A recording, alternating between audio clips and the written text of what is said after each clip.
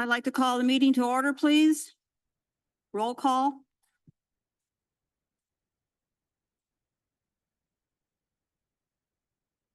This is roll call and then pledge. Nancy Russell, Here. Carolyn Kramer, Les George, Yo Jag, Liz Ray, Here. Ernie Prieto, Here. Mark Malaby. Thank you. Please stand and face the flag. Join us in the Pledge of Allegiance. Carolyn, please. I pledge allegiance to the flag of the United States of America and to the republic for which it stands, one nation, under God, indivisible, with liberty and justice for all. Thank you. Please be seated. Before we start this meeting, City Manager Borregos would like to make a statement, sir.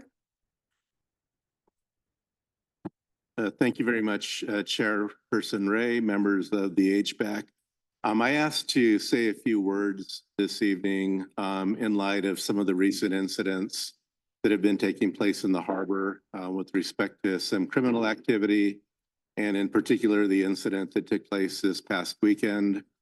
I guess the reason I wanted to address this body, can you hear me okay? Is the mic on?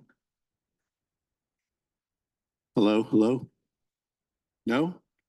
All right, I'm going to talk louder. Is that any better? All right. So at least I'll start all over again here. Honorable Chairperson Ray, members of the HBAC, I wanted to come this evening to address what I consider to be a very pressing issue with respect to some of the criminal activity that's been taking place in the harbor.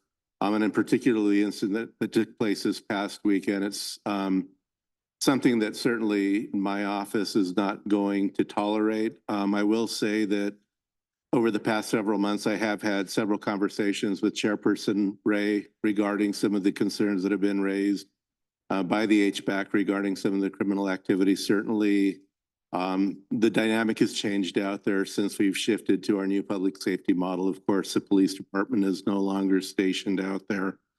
In the past, I had authorized some additional resources in response to some of the complaints. And as a matter of fact, earlier this year, the police department did allocate some additional resources down there.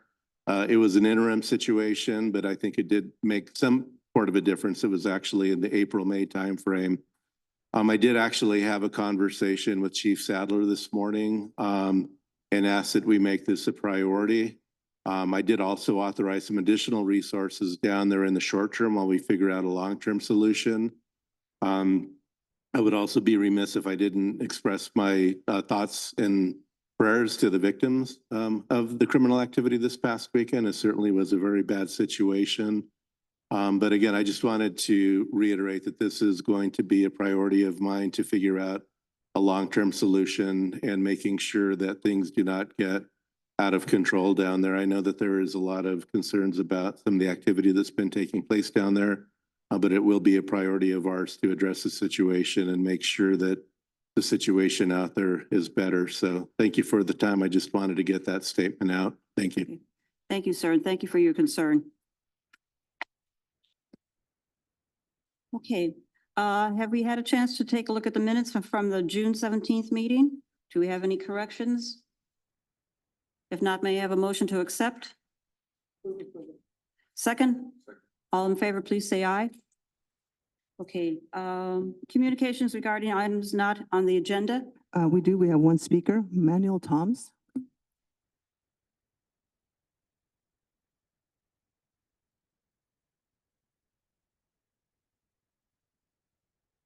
Rosa, could you please repeat his name? Manuel Toms.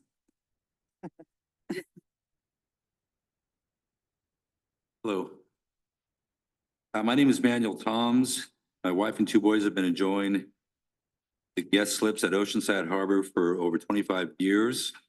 We have several issues regarding security and safety that we would like to address due to the insecure guest slips that we enjoy. There's actually 5 issues. So the fishermen are on the docks day and night, even though there is a no fishing on docks sign posted. Many have had to I'm sorry, many have had an attitude towards the get slip renders, and especially some young kids have been very disrespectful and have foul mouths towards the slip renders. If we say anything to them about the no fishing allowed on docks, we fear that they may come back and cause damage to our boats, kayaks, inflatables, etc., or worse, bodily damage to our families. Issue number 2 is theft issue. People have had fishing poles, coolers, kayaks stolen from insecure get slip docks for years now. It's hard to sleep at night at times, fearing that someone could walk up and take what is yours. Item number 3 is mussel poaching. These poachers are all over the get slips docks all day and night. Sometimes you wake up to someone knocking their equipment on your boat, and they have their arms in the water between our boats and the docks. Very dangerous and scary to see someone laying on the docks next to your boat, possibly looking into portholes, who knows? And they leave shattered mussel messes all over the dock, painful to step on. Item 4, paddle boards and kayaks. They use the open slips or in between the slips to launch their boats and kayaks, their boards and their kayaks, even though they have a designated area and signs are posted as to where to launch. They set up the inflatables and kayaks or paddle boards for 30 minutes sometimes with equipment and gear all over the docks so that we must step over them and around them. We have witnessed guest slip renters on their boats almost hitting them because they don't see them or don't move when they see a boat coming into the slip. Last issue is the safety. Because the guest slip dock is insecure, we are worried about the safety of our boats, kayaks, inflatables, and et cetera, and especially our family and safety of our family's safety on the docks. Strangers have approached my kids and my wife when they are alone on our boat. And this could be a frightening, and you never know these days what could happen. Because of all these factors and more, we would like to request a security gate to be installed on either side of the get slip dock at the bottom of the ramps. This would allow free access to the south ramp for paddle boards and kayak launch areas, and on the north end allowing access to the pump out and inspection slips. Please let us know if there's anything we can do to help get this done. If donations are needed, we could set up funds to help facilitate getting the security gates installed for everyone's security and safety. And thank you for your consideration on this matter. Thank you, sir. We have one more speaker, Sherry Mackin. Sherry?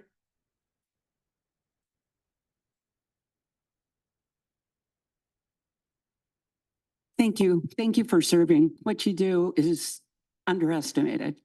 I don't think people realize what goes on at the harbor, and to have all these experts here is incredible for our city. And again, thank you for what you do. I also want to thank City Manager Jonathan Borrego for coming today and recognizing how important it is for things to change at the harbor. It's been a long time coming, and safety is a huge issue at the harbor, along with our maintenance and other, what shall I say, put off problems at the harbor. So I hope this process that is going to be before you, I hope it's before you, the experts at the harbor and our beaches, and that it's not just staff driven, but taking advantage of all the bright minds that are here tonight. Thank you very much for what you do. Thank you. Any other ones, Rosa? That was it. Okay. Tonight, we're going to have a informational presentation from LAFCO for the Harbors and Beaches Small Craft Harbor. Tonight, we are not going to be taking any votes. Tonight is for information only. I will ask you then to formulate your emails, and it's been on the Facebook where to send your information to LAFCO before September 20th so that they can formulate and go for the next meeting. This is a step-by-step procedure. We're not jumping the gun. We're not going to go, yes, we want this, we want this. We're going to work this out and work it one time, one step at a time. So at this time, I would like to have, Ms. Peters. Would you please give us the presentation? Can you guys hear me? Yes. All right. Good evening, committee members. My name is Michaela Peters. I'm an analyst at San Diego LAFCO, which stands for the Local Agency Formation Commission. And I am joined today by our executive officer, Dean Simons, over here in yellow, to give an update on the revised municipal service review for the Oceanside region. We also brought a few copies of the revised draft prospectus, which outlines key general themes and conclusions, as well as the 18 major recommendations for the entire Oceanside region, with 5 of those specifically related to the Small Craft Harbor District. So before getting into the MSR, I would like to provide some background on what LAFCO is and explain what our purpose is as an agency for those who may not be aware or just need a refresher. So for some background, following World War II, California became one of the most populous states in the country, with its population doubling from 1940 to 1960. The rise in population led to a rapid conversion of agricultural lands into suburbs, resulting in urban sprawl and the inefficient delivery of municipal services. So due to this, the California legislature recognized the need for a separate yet local entity to provide oversight in the planning and provision of services,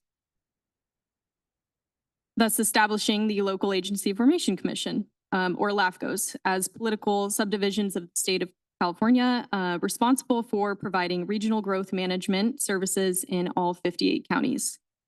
And for some context, LAFCO's authority is currently codified under the Cortese-Knox-Hertzberg Act, with oversight provided by the Assembly Committee on Local Government, which is where our regulatory and planning responsibilities are laid out.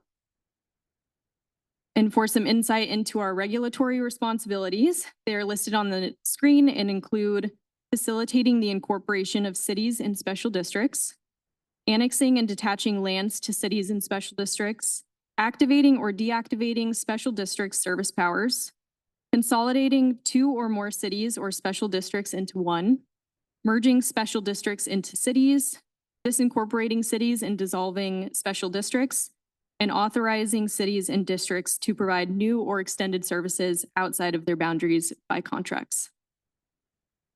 As for our planning responsibilities, they are also listed on the screen and include strategic land use and service planning through municipal service reviews, which is what I'm bringing forth today, also known as MSRs, which are prepared to inform and determine the sphere of influence or the probable service boundaries of an agency.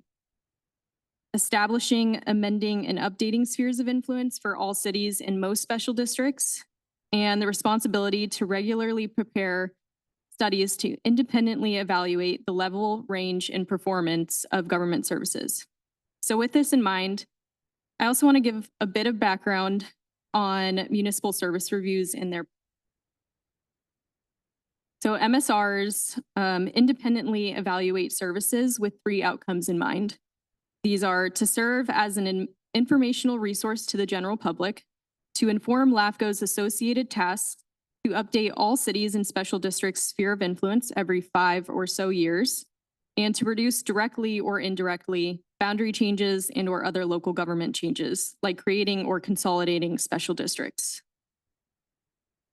Essentially, MSRs capture and analyze information about the governance structures and efficiencies of service providers and help to identify opportunities for greater coordination and cooperation between providers. So as for the contents of an MSR, they consist of 3 chapters, including the introduction, the executive summary, where you can find the recommendations for each agency, and the agency profiles, which are broken down into 7 sections. And these include an overview of the agency, the background or history, the service area boundaries, demographics within the agency's sphere, the governance structure of the agency, the municipal services provided. So for this one specifically, the marina and dredging functions. And lastly, finances, including the agency's budget, analysis of financial statements, et cetera. So as for what we know about the district, it was formed in 1960 as an independent special district before transitioning to dependent in 1995. as a series of coordinated boundary changes approved by LAFCO. So while this study focuses its activities within the 100-acre Oceanside Harbor, the Small Craft Harbor District's jurisdictional boundary actually matches the whole Oceanside region of Oceanside. So it spans 42.2 square miles. And decision-making in regards to the harbor is governed by the Oceanside City Council, with some council members also serving on the SCHD board. The board also utilizes the 9-member Harbor and Beaches Committee to inform decisions, specifically in regard to budget and capital improvements. So as I mentioned earlier, the Small Craft Harbor District presently provides 2 active municipal functions, including the marina, which includes the wharf, fishing pier, docks and slips, and beach and camping, and dredging, which is limited and involves channel clearing and beach replenishment, which is done in an advisory capacity in coordination with the U.S. Army Corps. And a third function, patrol and rescue, is also authorized, but as of 2009 has become inactive, although not through formal action by LAFCO. So with respect to the key conclusions and recommendations and specific to this agency alone, we came up with 5, which can be found in the revised prospectus as follows. So number 6 was the City of Oceanside should revisit its arrangement with the Oceanside SCHD involving the payment plan associated with the patrol vessel to account for the city's usage of the capital outside of the Oceanside Harbor. Number 9, efforts should be taken by Oceanside Small Craft Harbor District to publicly distinguish itself, its role as a standalone governmental agency separate from the City of Oceanside. Number 10 reads, Oceanside Small Craft Harbor District should formalize its existing relationship with the City of Oceanside through an official Memorandum of Understanding, or MOU, to clearly outline roles and responsibilities, as well as associated costs in utilizing city staff, supplies, and resources in carrying out district duties. 11, Oceanside Small Craft Harbor District informally deactivated its previously authorized active patrol and rescue function in 2009, in step with these responsibilities being assumed by the City of Oceanside. However, Small Craft Harbor District's legal authorization to provide patrol and rescue remains active under state law. So to clarify service expectations and mitigate potential liabilities, Small Craft Harbor District should formally request divestiture approval under Government Code 56824.10. And lastly, LAFCO is aware of community interest in exploring reorganization of Oceanside Small Craft Harbor District into an independent agency to provide direct constituent influence on decision-making.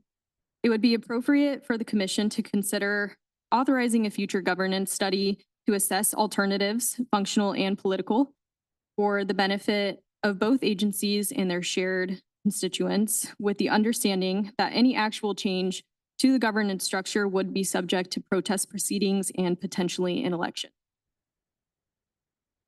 So with that, in front of you is a timeline of how we got to this point in the MSR process and where we are as of today. So currently we are in between the commission hearing of the revised draft and the comment period, which ends on September 19th. So we are available for any public comments. I've left my card at the top table. It has my email. If anyone wants to send a formal letter to LAFCO, we could possibly incorporate that into our final MSR, which should go to the commission at our October 7th meeting. So with that, thank you for having me, and we're certainly open for questions.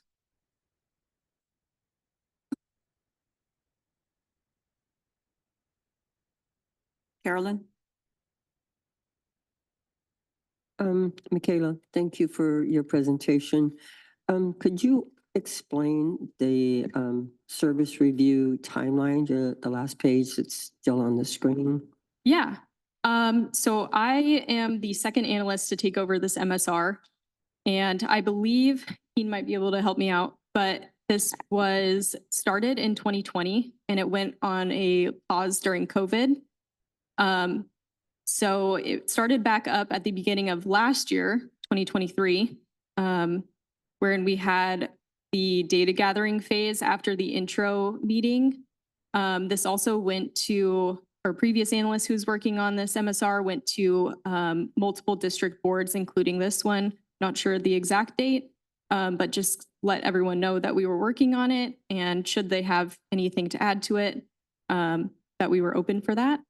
So I went to an administrative draft, which went to our executive officer to formalize the recommendations.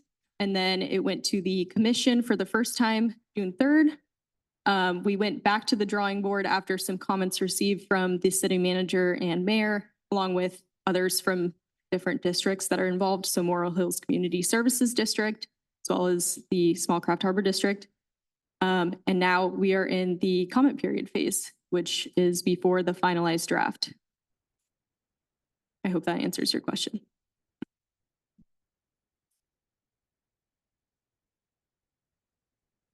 Okay, Mark?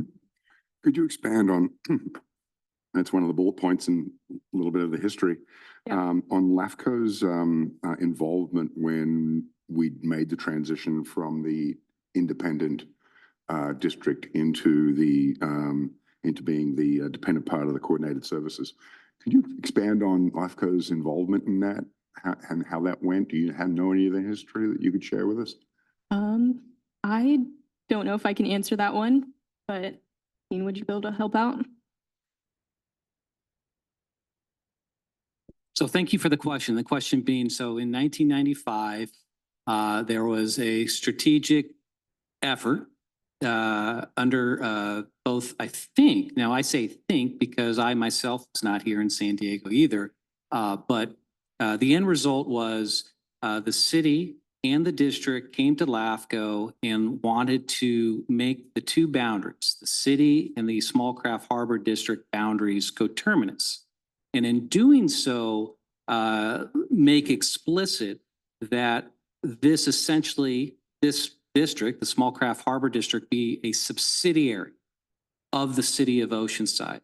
So it's still, even though it is a dependent district now of the city of Oceanside, it's still legally a separate governmental entity. And there's probably about 30 or 35 other dependent special districts operating similarly here in San Diego. Perhaps the closest example would be Buenos Sanitation District, which has a relationship as a subsidiary of Vista. And then, of course, you have Carlsbad Municipal Water District, which is a subsidiary Carlsbad. So that at least is the broad strokes. And I assume there's probably some better answers out there as to the driving reason why 1995 was the period in which this happened. But fortunately, no one at LAFCO currently has that type of memory. One more question, if I could. How many, not saying it's right or wrong, but how many districts that are these subsidiaries and or separate districts are there where the district leadership of the district are also city council members, and that ratio is that common or is that uncommon?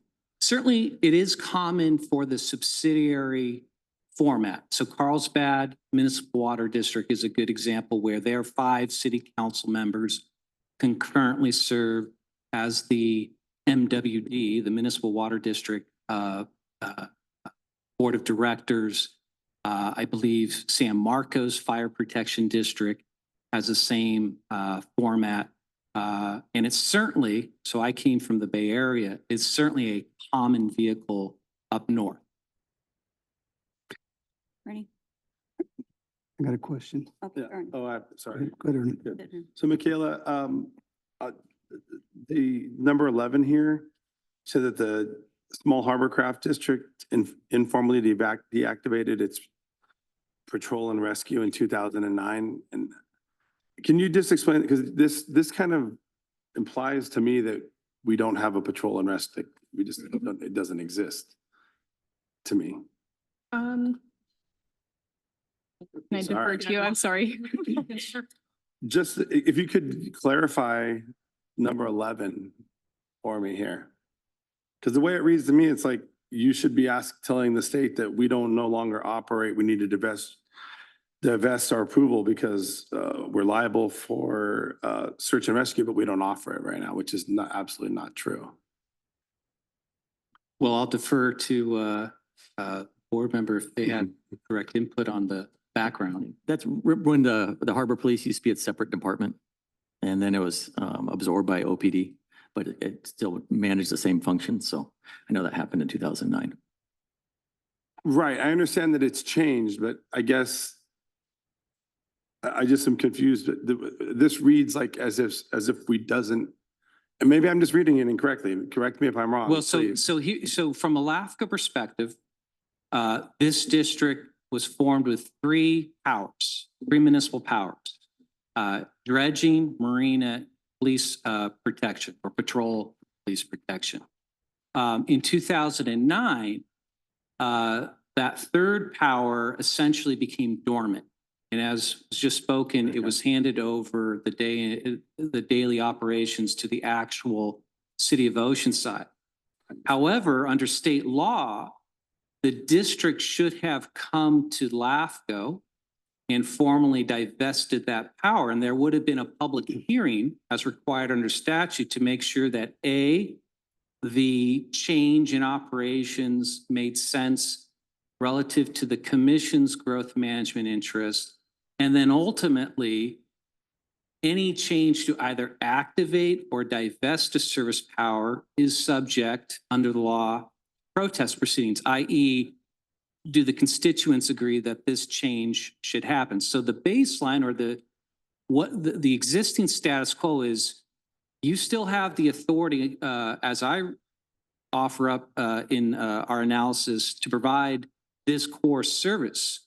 So if you started tomorrow, there would be no issues at LAFCO. But the reason why this recommendation is in place, and again, from other experiences, there's inherent liability for a district to have on the books a authorized service power without actually exercising it. We think a cleanup is in order. Appreciate your response. Thank you. Before you go down, how many other entities or agencies that are districts are having a city council wear two hats? One is a decision-making body for a district and in addition to for the city that they serve. So, I have the examples of Carlsbad, City of Carlsbad and Carlsbad Municipal Water District. San Marcos Fire Protection has the city councils, San Marcos. I'm sure there are some others that are escaping the memory.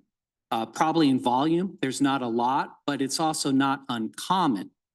And again, typically, and I'll draw from my previous experiences outside of San Diego, a subsidiary relationship in which a district is operated by a sponsoring city typically does that for the benefit of economies of scale, right? The ability to provide a service under the buying power of a larger entity. And then also, though I don't think this would apply here, Michaela mentioned one of the things that state law prohibits without at least an approval from LAFCO is the ability of a city or special district to provide services outside their jurisdictional boundary.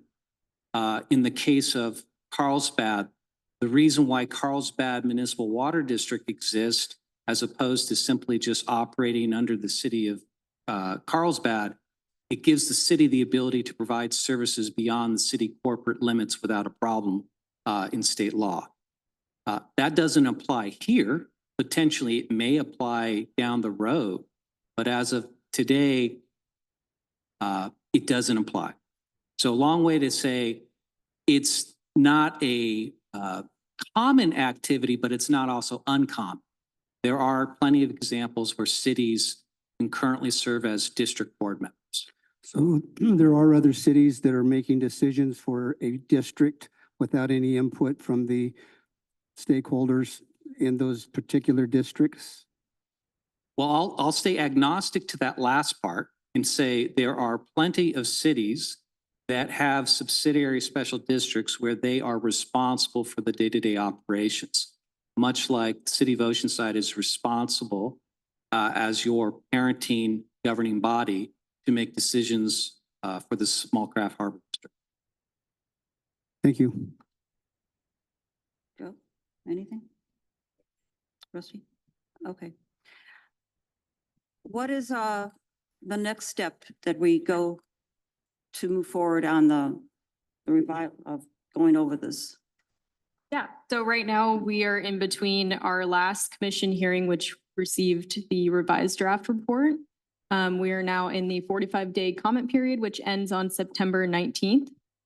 So like I said earlier, we're available for formal public comment to be sent to us. And you can send that to my email, which I said is available on my card at the table. You can also go onto our website and provide a formal comment that way. So, If we have other questions that arise after we take a look at sure. the proposal and all that now, we can ask those questions to you Sure. before we formulate any opinions? Yes, absolutely. You can send me any of your questions, comments, anything in my Okay. email.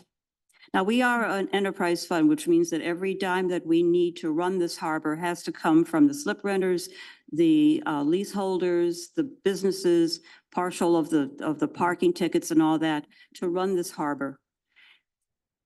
Is there a way, we used to have an accountant, okay, many, many years ago. We had an accountant at one time for the harbor and the harbor alone.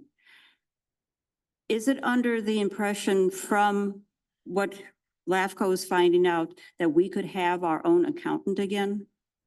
Instead of being a line item on the city budget?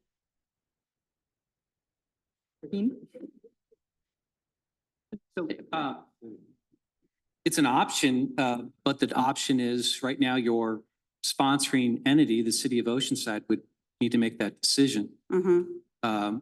And the fundamental decision would be right now, as we understand it, the City of Oceanside designates you, as you mentioned, Chair, as a enterprise, i.e. you are to be self-sufficient. There's nothing written in tablet that says you have to operate as an enterprise fund, but currently are. But I make that distinction because there are options out there. Yeah, because we're sucked, we're up against a huge, huge deficit to repair the harbor. I mean, we're talking 28 million plus or minus, depending on how we get things done. And we had a huge rate increase at this last go around with the Brady in the whole 9 yards. We would just really like to make sure that the slip increase that we are now eating to fix the harbor goes as we had, when the ad hoc committee said, we have agreed that it'll go for that. And I just want to make sure that that is broken out from the accounting department, that that amount of money is going for those repairs, or at least set aside so the repairs can be done. And that's why I'm asking that, being an enterprise fund and a district, if it would be better if we had our own accountant. So agnostic to whether it's better or not, what I would suggest in line with what Michaela mentioned, the commission, and our commission consists of 2 county supervisors, 2 council members from the 17 cities, a council member from City of San Diego, Chair Stephen Whitburn, who's our direct boss.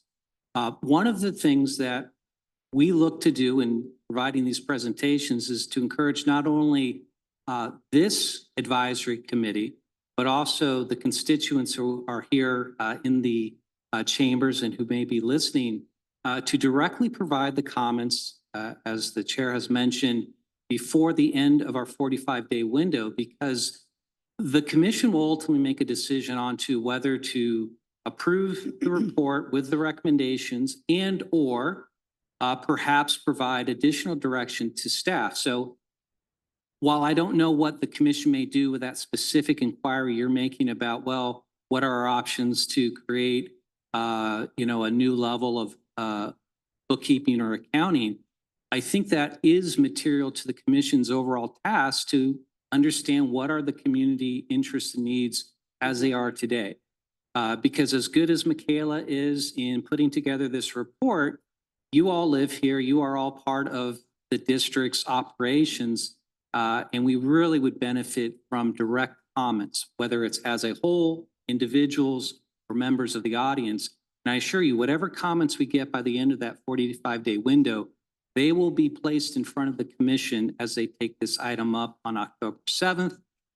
Staff is hopeful that it's a final document at that time. Perhaps, though, we continue work on it. And if we do continue work, I would assume it may be as a result of new feedback that we get that we haven't previously addressed. Okay, More question. go ahead. Has it happened and is it feasible for a diverse, for a body such as this to take over, back over the decision-making process for the stakeholders / enterprise fund funds? Has it happened in the past and is it feasible to do in this day and age? So yes, with respect to, is it an option? State law provides any community, whether it be landowners, residents, or registered voters, the option to go to LAFCO and either to create or realign a governmental entity to a particular outcome. Now, whether it's feasible is a more complicated question.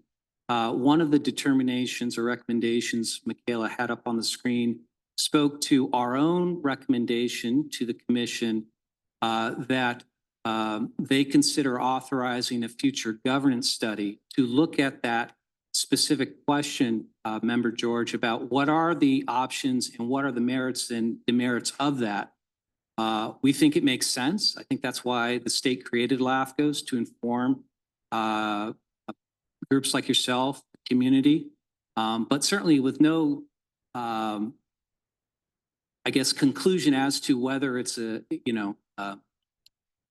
whether those options of going back to being an independent special district where locals are the decision-making is ultimately better than the current status quo. Because of course, one of the challenge of direct decision-making is being responsible for the bottom line and making sure you have enough revenues to meet the expenses.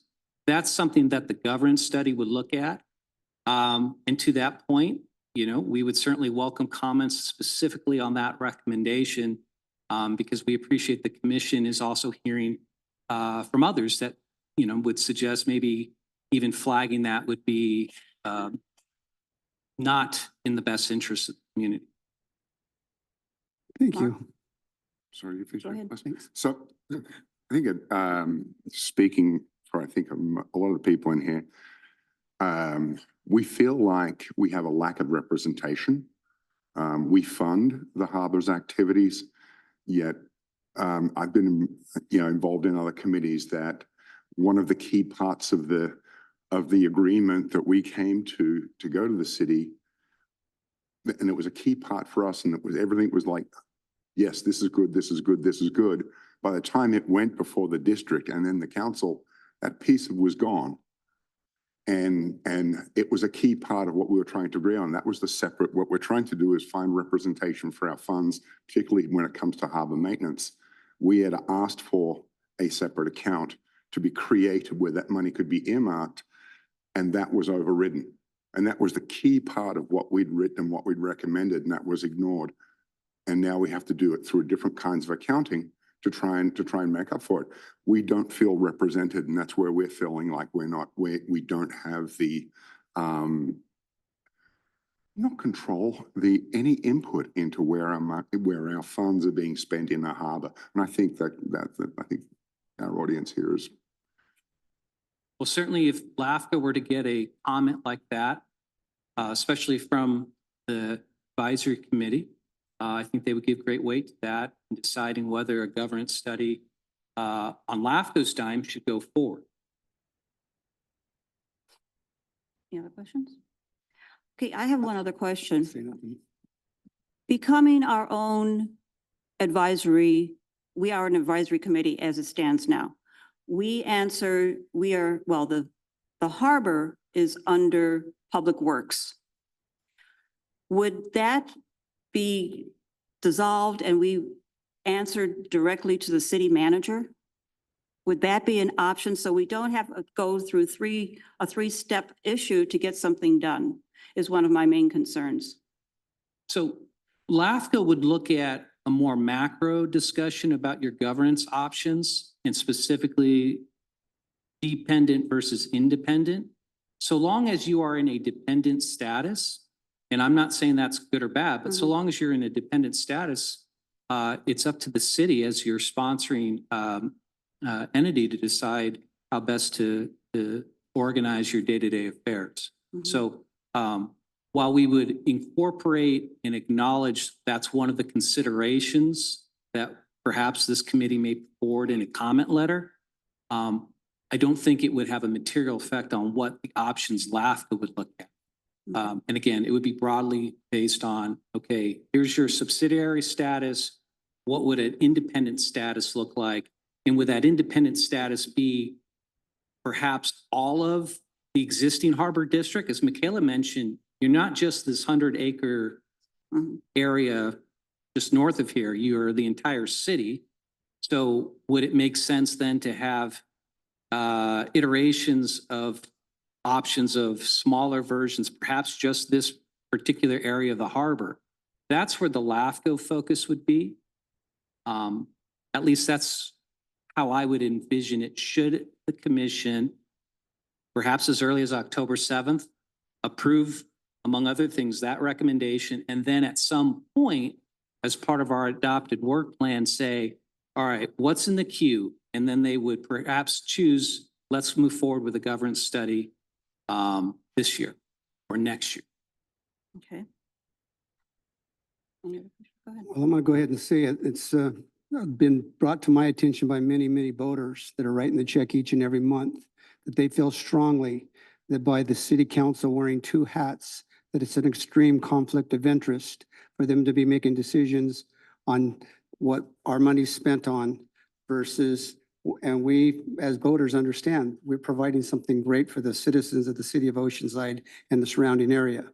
But a lot of the voters have come to me and they go, isn't this a very strong conflict? And I don't have a good answer for them because I'm not an attorney, but it certainly appears that way to me. Thank you. That's a statement. Okay. Carolyn or anybody? Yeah. I don't know how to start this, but there's a lot of people in this room tonight that are concerned about what's happening in the harbor. They're paying rent in the harbor. The people use the beach at the harbor. And we're not getting the services to provide for the people and the safety of the people, whether it be in the harbor or on the beach. So what happened over the weekend is a classic example of the Wild West that's happened at the harbor because we have no patrol down there. It was unfortunate what happened down there this weekend. And I think the people that are around the harbor, the people that are in the Marina Del Mar are feeling unsafe. And so that's why a lot of these people are in here because we're not getting the services that we're paying for. And we brought that to the attention so many times and it falls on deaf ears. So we're all looking for some kind of change, something that can make it better because we're used to getting the services to protect these people and our beaches. So, you know, this report that's coming out, is there someplace where these people can give their input to this committee? Where can they find all of this?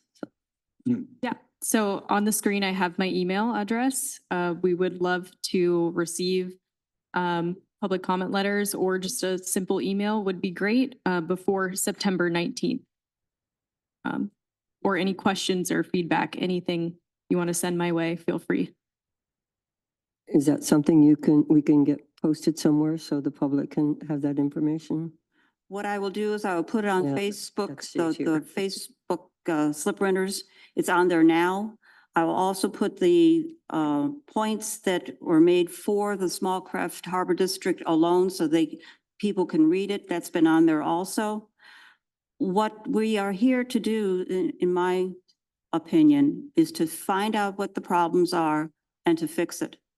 And how we can fix it to make the harbor safer for everyone, affordable for everyone, and make sure that we have been called the diamond in the rough. Well, I'm tired of being the rough. I want to be the diamond.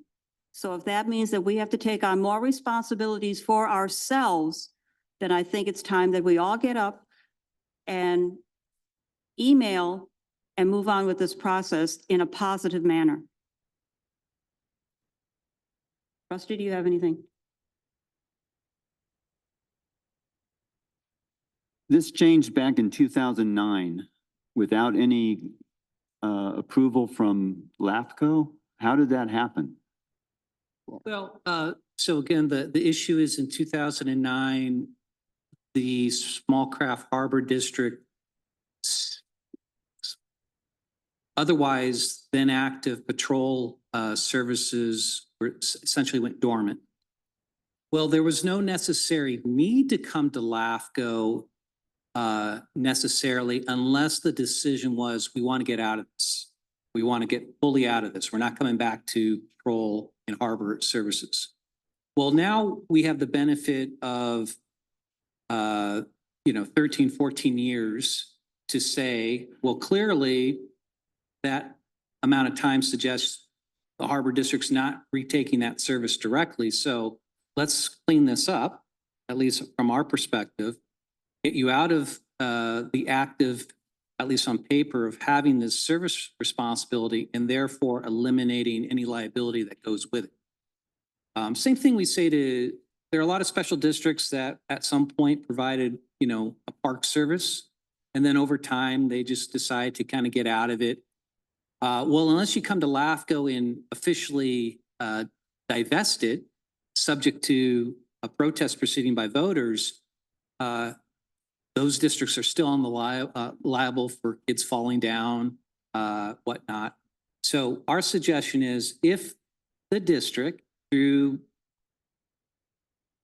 the district itself with the advisement of this body, conclude that, yes, we're not going to go back to providing patrol and harbor services in that manner, definitely come to LAFCO, clean this up.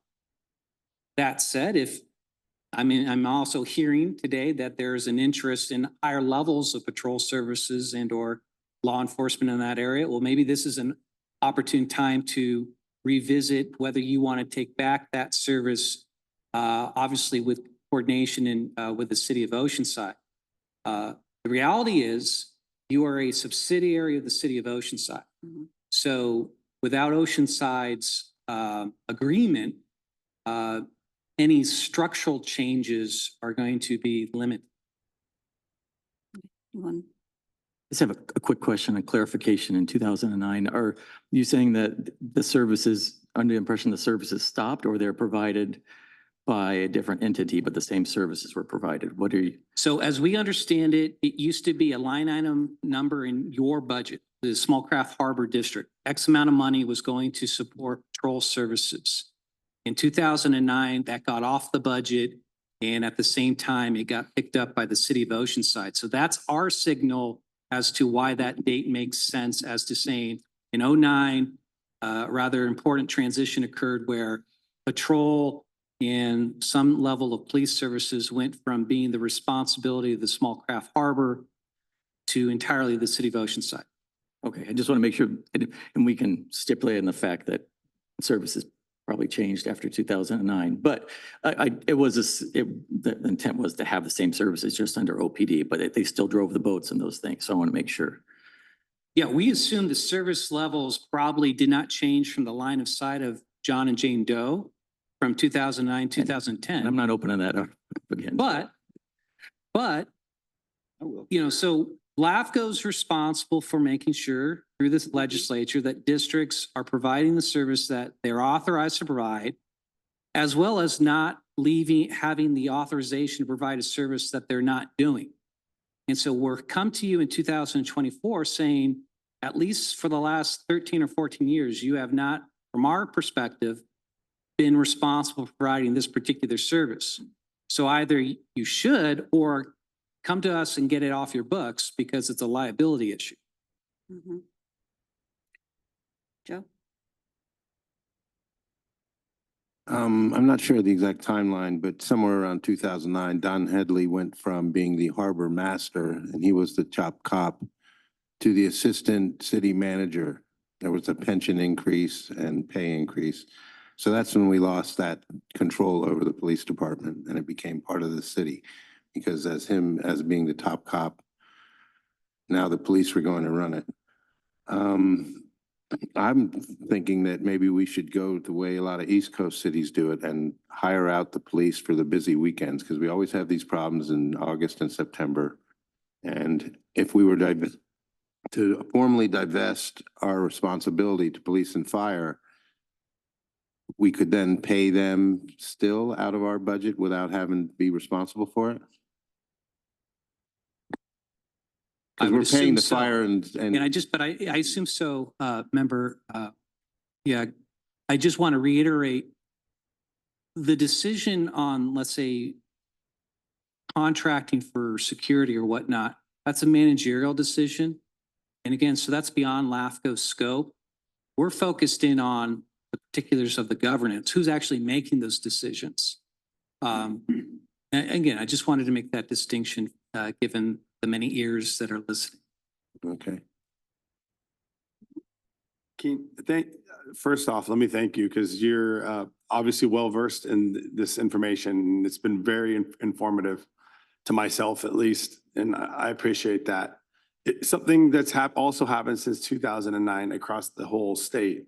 And I wonder where LAFCO fits into this. And maybe I'm just it doesn't fit in, but if at one point the district boundaries of the harbor district has been expanded to the entire harbor, to the entire city, excuse me.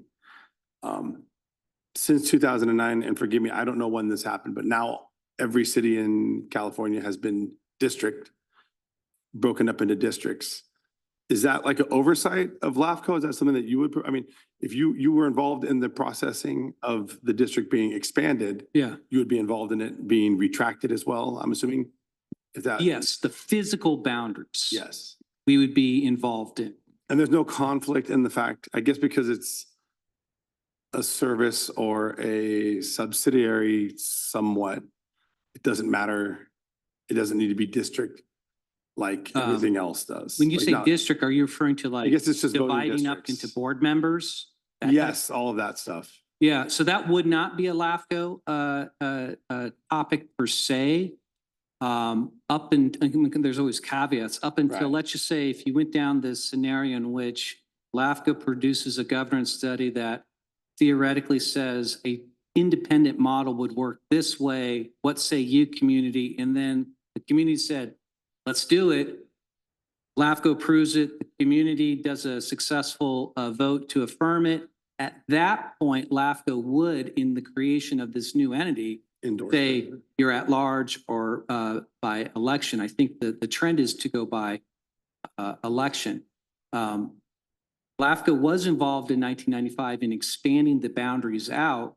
And again, as I mentioned earlier, I don't know exactly why 1995 was the golden year as to why expand the district's boundaries to become coterminous with the city. But I could offer up my assumption that's hopefully somewhat on play, is that probably there was discussions because of the way the state budget was working and changes going on with respect to incurring bonded debt, that someone said to the harbor district, you should expand your boundaries because if you go out for bonded debt, you want as big of economies of scale as possible. That's my assumption. Thank you. Any other statements? No? Okay. So tonight I will put up the recommendations on the Facebook so you can see what they are. Tell the other people on Facebook, slip renters, that is there. We'll have Michaela's email address there? Yes, we also have the full MSR available on our website, sdlafco.org. If you want to check it out there. What is it again? sdlafco.org. And my card is at the entry table Okay. if you need it. There's a QR code for the website.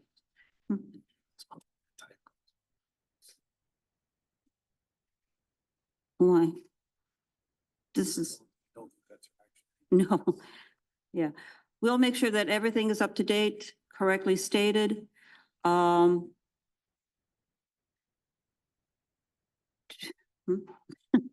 Yeah, this has been a rough road. We've been going over this for many, many years.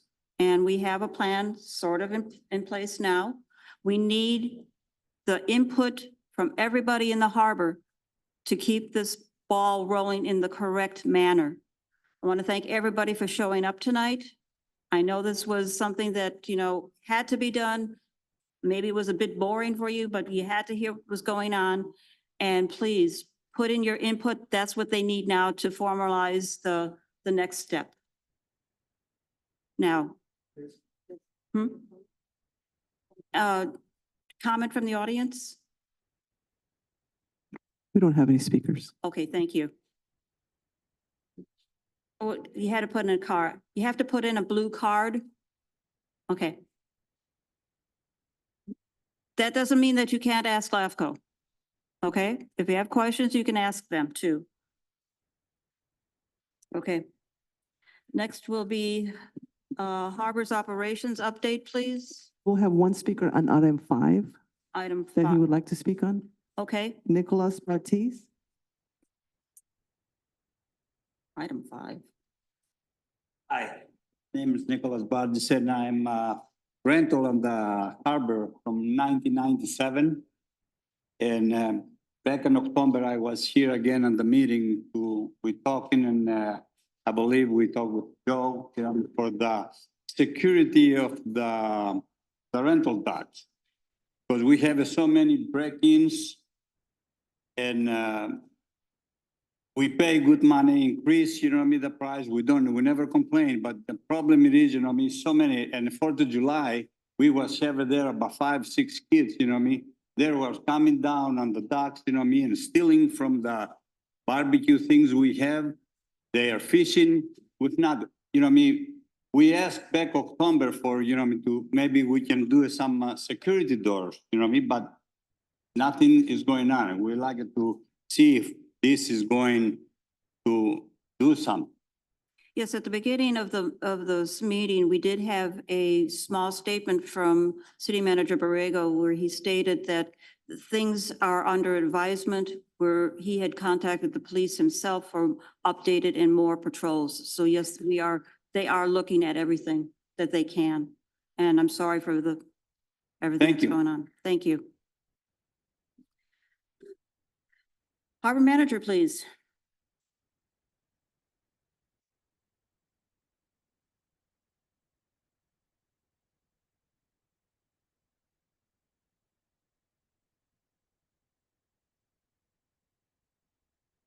Oh, hang on.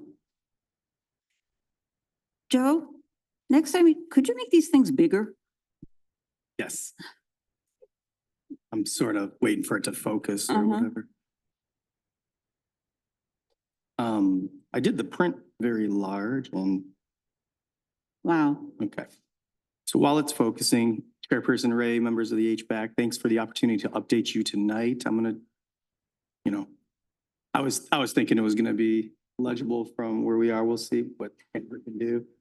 I'm gonna start off with reporting the Brady numbers. Everybody's familiar with I'm sorry about the focus, guys. I thought I could zoom in and. That's Okay, good. okay. And so this is a snapshot of the total, a summary rather, of the total we've spent on Brady items. That is strictly items reported in the Brady report. We've spent a total of $507,612. And the greatest chunk of that, $470,339, was spent prior to us reporting each month. It was prior to the increase and prior to July 1st. And then last month, or 2 months ago, excuse me, I reported to this group and broke down in a summary form, $15,590. And finally, in August, we've spent $21,682 and change on the Brady report. And for the last 2 months, this is the breakdown of the actual items that rose to that $21,682. And so we see, we had to buy about $15,000 worth of starboard, which is the triangular gussets on the docks, or they're made into the triangular gussets. We have spent $652.50 on pile rollers. We've restocked cleats to the tune of $2,637. Not counted in that restock, cleats we already had, we installed $275 worth of cleats. We've installed $2,731.68 worth of pile guides. And we've installed $1,188 in tri-frame covers. So again, we spent $21,000 since the last time we met on strictly Brady items. The other side of the ledger, of course, we talked about the revenue as well. The December rent is our baseline because it's the month before the January increase. That month, we took in $497,283.50. And since then, I'll jump to the total. We've collected $683,073.20 more than we would have if we would not have had the increase. Okay, so that's the accounting there. Brady, and one thing that I like when I look at the numbers is that the total increase is $683K roughly, and we've spent $507K roughly. So, you know, there's money there to continue buying the materials that we need. And we have a plan in place to continue buying all these same things. It's not a very complicated plan or anything like that, because it's not very many different parts. It's, you know, it's cleats and piling rings and stuff like that. So that's what's going on with the Brady money. And so now I'll go ahead and move on to some CIP projects and other smaller projects. I'm going to let City Manager's statement about harbor safety stand alone with regard to the incident that took place. However, I should mention that we are meeting, we've met with a smaller group. Well, let me back up. I'm sorry. We met with a larger group consisted of Chairperson Ray, Jonathan Borrego, Hamid Bahadori, and the Chief of Police, the Chief of Fire, and many others. And so it was a big, large meeting. And at that meeting, we discussed the general topic of harbor safety. From that meeting, we asked to be directed and were granted the ability to break off with 3 of us to talk in a more focused fashion, to come back with some recommendations, and we're finished with that work. There's 5 recommendations that we're going to be making to said large group, and we're hopeful that they'll take them on, and we think they will. They're all really, really good recommendations, in my opinion, that will keep people safe. Okay, and so I will most likely be able to report those recommendations in the next meeting, and you'll probably hear of them. Okay, so that's for my plate. That's what's going on with harbor safety. Is anything going to be implemented between now and then? I mean, this is drug on for months and months and months, and things are still, as we're seeing happening. Are we putting anything in play until we make a decision? I'd refer back to Mr. Borrego's statement on that. There's nothing that I could say that would, you know, be different than him. He said yes, so yes. Yes. Okay, I have not yet to date. I mean, this is fresh, you know, the incident days ago. And so Hamid and I have not sat together yet to discuss specifically what's going, you know, what's in play. But, I mean, you heard from him tonight, and he's telling you we're going to do something. My talks with Jonathan are going to be very clear. I'm going to make sure I sit down with the police police chief and Jonathan, as I have already with Jonathan, to make sure that we get extra patrols. Hearing this, I'm very concerned. I want to make sure we are on top of it and we get regular updates and we'll share. So at our next meeting, which will be in October, hopefully we will have more information that is stronger in place than what we have coming out today. So those are the discussions I'm going to have with the city Okay. manager and police chief. Okay. Okay, thanks very much. Around the third week of September, we're going to be trimming the trees along the harbor, so you'll see, notices go up and that kind of thing for that. In terms of CIP, we have put down the deposit for the building of R&S dock. Of course, we know we're going to be saving a lot of money by installing S dock ourselves. We're working really hard at the timing involved because we also have to fold into it the metering and the pedestals and the like. And so we're also working on a bid package with Brady because we want the bid package to be bulletproof. We know we can't come back with a bunch of change orders on a project like that. It's just going to cost way too much money. So we want one that we know is going to hit just about every mark that we need on that job to be done. It's a complex and complicated bid package, but Question, on the last meeting that we had, I brought up some issues as far as safety and how the new docks are going to be made. Will there be fire protection systems on, i.e. fire hoses on the new docks? We're going to get a report back that what it was going to cost to repair and bring a J-dock up to standard, and also whether the new docks are definitely going to meet the recommendations that we brought up in the last meeting. sure, if I may, Chairwoman. Please. Ray asked me to go ahead and hold off. She was anticipating a potentially long meeting. I don't mean to speak for you, but Yeah. potentially long meeting tonight and said, why don't you hold off on the JDOC presentation, if I'm recalling that correctly?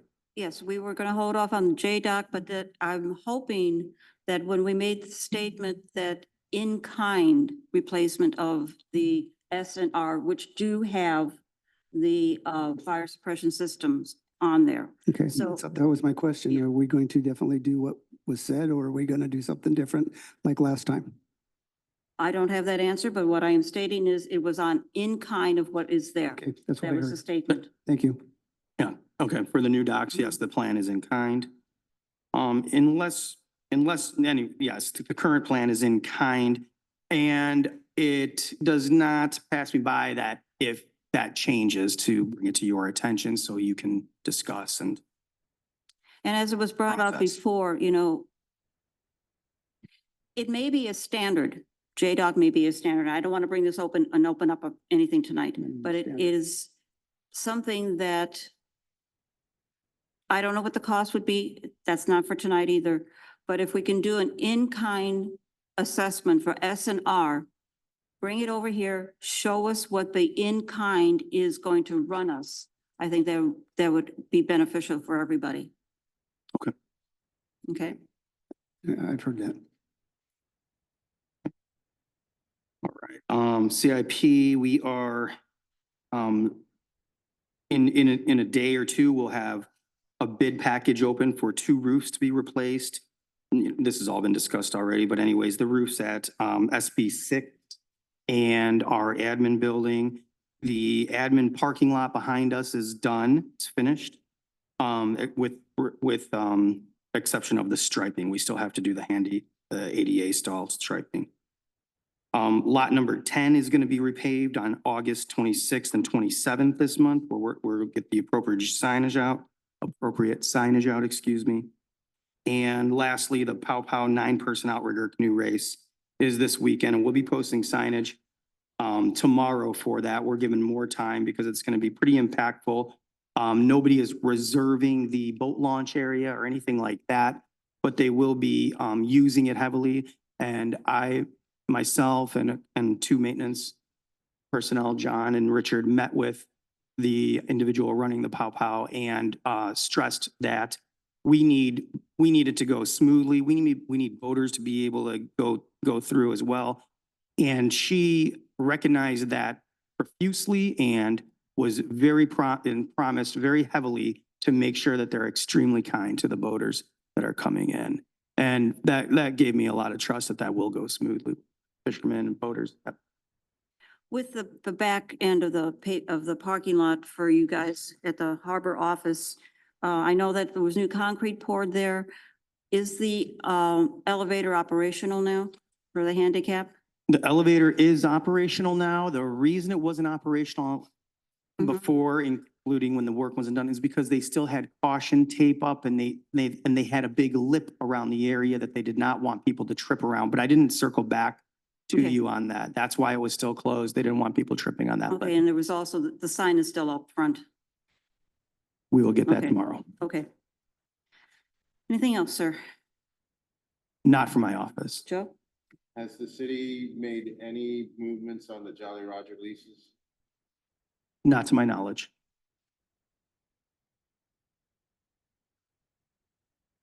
Mark? Quick question on the Brady funds. So we're money ahead, which is great, fantastic, right? So we've collected 600,000, we've spent roughly 500,000, so yay. How are we doing? How is the plan coming together for like what we're doing with with the S docks, of replacing those docks? Are we taking a loan against the funds, or how's that going to be paid out? It has not determined yet in terms of in terms of the cash flow and where we might.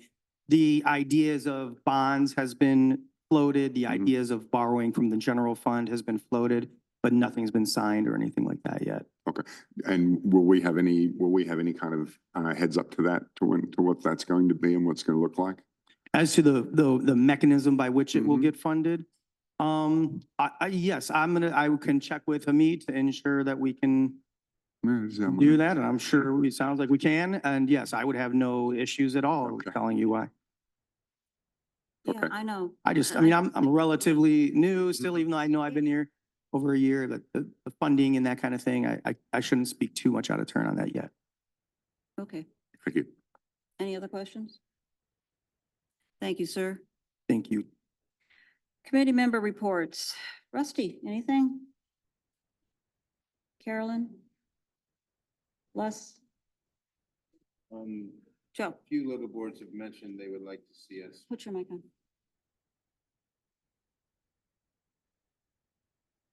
There you go. A few liver boards have expressed the desire to have us pay the harbor police or the police to have a bigger presence in the harbor if needed. Ernie? Mark? Okay. Mr. Keim? Welcome, sir. Hi, we have a couple updates. Our Re-Beach project we're working on to build our beaches back. They're trying to find a location for the pilot project that's gonna come back in this fall sometime. Other than that, we're gonna follow up on what's been happening at the harbor and make sure everybody feels safe. As someone who goes there regularly, obviously it's as much a priority as is to you. That's my family's favorite beach to go to. So these things we're gonna stay on top of it. Thank you. Thank you. Any other comments? Okay. I'd like a motion to adjourn to the October meeting. Second, all in favor, please say aye. And thank you all for coming, whether you left early or not, but thank you. It's important that you were here and listened to us and listen to what's going on. Thank you again.